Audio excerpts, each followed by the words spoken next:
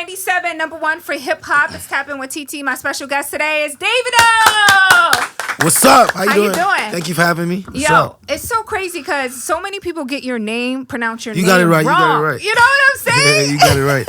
I was arguing with folks in the room. I'm like, no, it's not Davido. It's Davido. Davido, yeah. My name is David, so obviously. Right. Yeah. Because I was on a panel one time with you and you broke down your name. Okay. And then that's how I knew which one was correct. Okay. You know what I'm saying? So let's talk about this show you got at Madison Square Garden. It's a big show for you. I heard that this was like your dream to do the world famous arena. Yeah, because I've done other arenas in the past, but like the Garden is the Garden, man.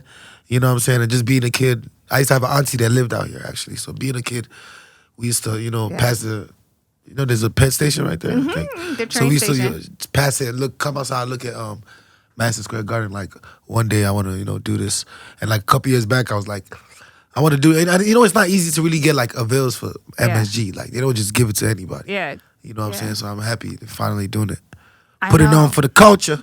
It seems like you your life has been such a great story to tell because you've had these dreams of doing, Madison Square Garden, making music to the highest level that you've been making it. And you have been, recognized as and referred to as one of the kings of your genre of music. Yeah. Does that impact your artistry at all, that pressure of that? I mean, with me, I don't really like work under pressure. You know what I'm saying? Like a lot of people know this, but a lot of people also don't know this. I'm a producer as well. You know what I'm saying? So like I make music. You know what I'm saying? But there's always pressure because like especially like, when you get to a certain level, you don't want that level to shake or you don't ever want to drop. Yeah. And we got people back home that are also looking up to us. Like, man, you guys are changing the narrative of Africans worldwide. You know what I'm saying? Keep doing it. We need you. You know what I'm saying? So. Yes, there's a bit of pressure that we tend to have, here and there. But we love the work, man, and the music is just blessed, and I'm happy that it's just naturally blossoming. You know what I'm saying? Yeah. Nobody paid any money to influence African music on the Western world. It happened naturally. It's like an organic sound that just transcend this culture of music. Yes. It's particularly in New York, it's such a huge population of African people here in New York. And as you stated earlier, you used to travel here when you were younger. Yeah. What did you love most about the city? Like that, my auntie at the time, she passed now, but we used to have a good time. Like, because I used to be confused. Like, she'd leave me and her son in the crib and just go to work. We had the whole crib, to ourselves. We go downstairs, we go into the city, you know what I'm saying? We go to the corner store. And it was just like, but I'd only really go there like once a year. Yeah. Like to see my auntie and see that my particular cousin. But I just always liked New York. And I just always liked it. Did she live in the Bronx or in Brooklyn? She lived in Queens. In Queens? She was in Queens. Nice. But yeah, I just always liked New York, even from movies, like even from old movies, watching movies like New York. Yeah. Paid in Full. Paid in Full was the joint. Yeah, Paid in Full was in New York. So like that's like one of my favorite movies. Belly, I watched all of that. Like even Everybody Loves Chris. Like all of that was in New York. So even from TV and just it's New York, man. You know what I'm saying? And New York is like one of the first cities to acknowledge African music, like in America. Like really put it in on radio and stuff like that. Like because we're such a melting pot of cultures here in New York. So the vibe of the music blends. Every time I drop music, it charts first in New York. Like even on Apple Music or Spotify, shit go to New York straight. Yeah. Then Atlanta, like DC, Houston. Yeah. But I also want to talk about even just you being the biggest, you're timeless as one of the biggest albums on Apple Music history. Yeah. Like that's crazy. Crazy. That is crazy when you really think about it. You know what I mean? Like with this record, like I didn't like. I won't say I didn't put too much thought to it, but I just let myself just make music naturally because when I was recording this album, I wasn't even online. You know what I'm saying? So I was not hearing no noise from outside. I was focused. I wasn't asking anybody, what's trending today or what's happening, blah, blah, blah. I was focused on the music only. And I think that's what helped with making this record. And, when it came out, it broke a lot of records that we were surprised, but we knew that we were, bringing good music.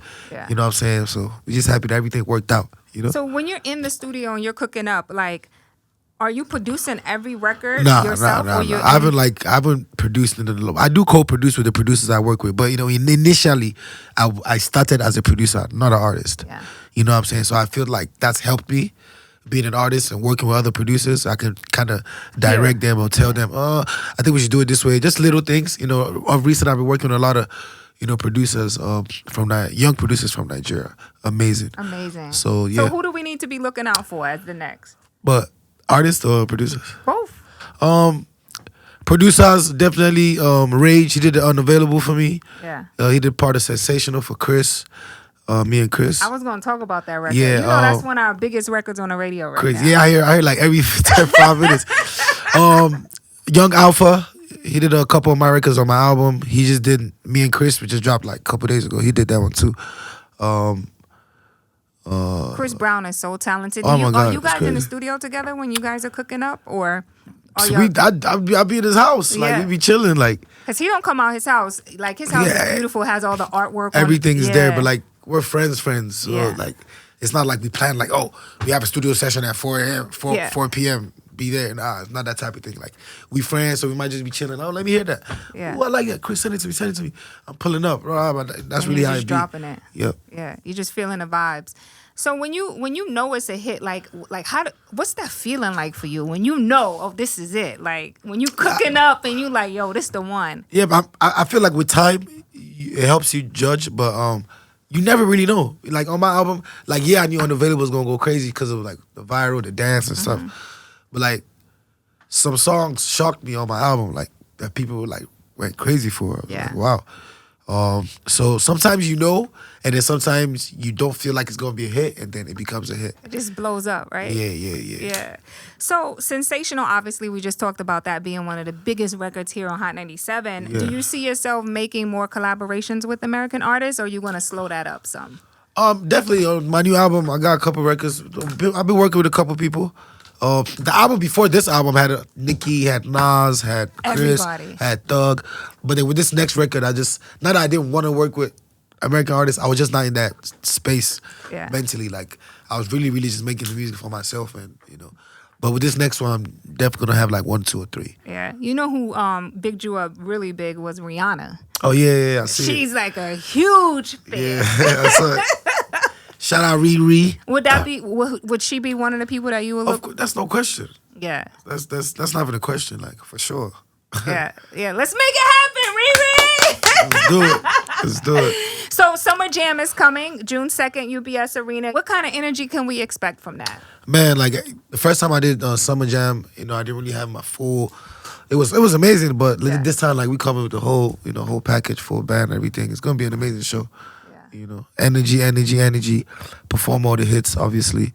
But yeah, It's good to see your growth over time. Seeing the first time you performed at Summer Jam, to see what you're doing now in your live performances, and just watching you over the year, just growing and stepping into that artistry.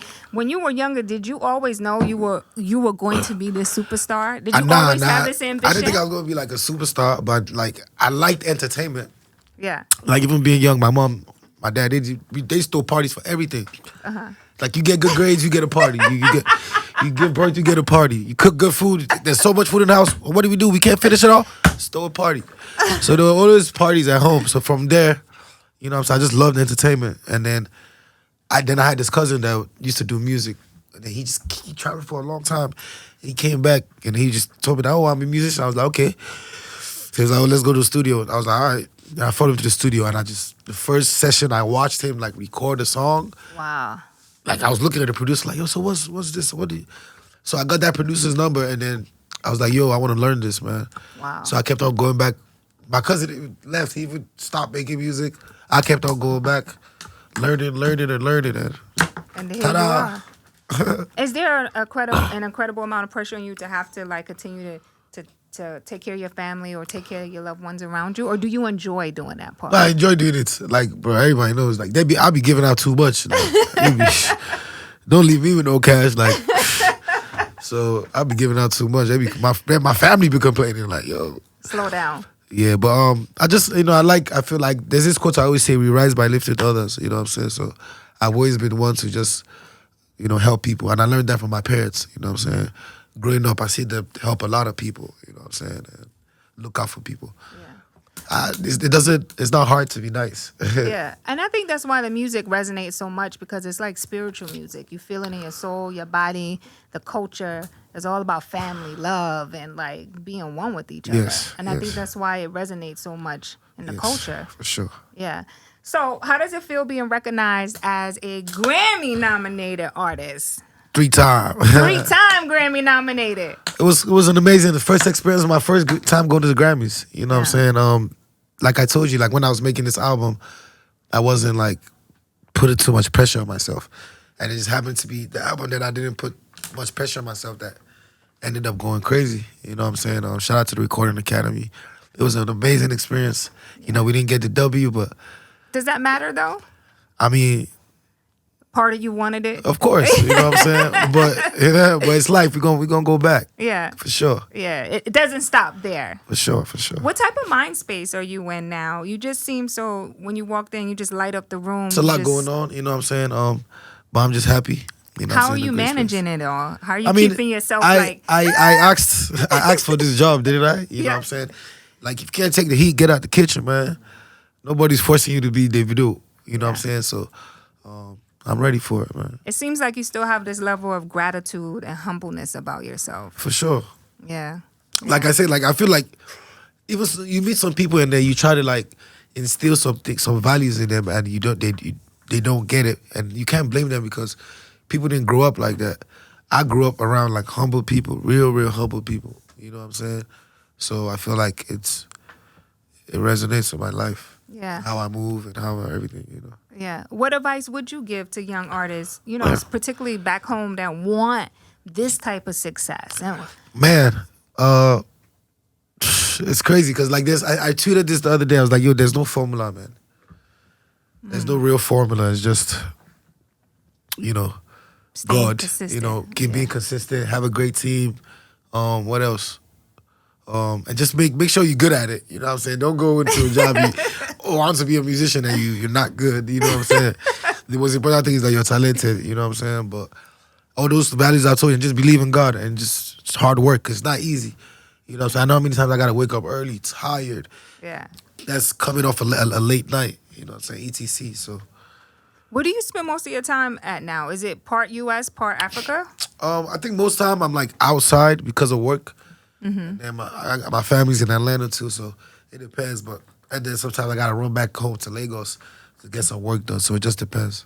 Yeah. What do you like? Where do you like creating the most? Is it here in the States or Lagos? Yeah. Most times I get like the bass, because my producers are all back home.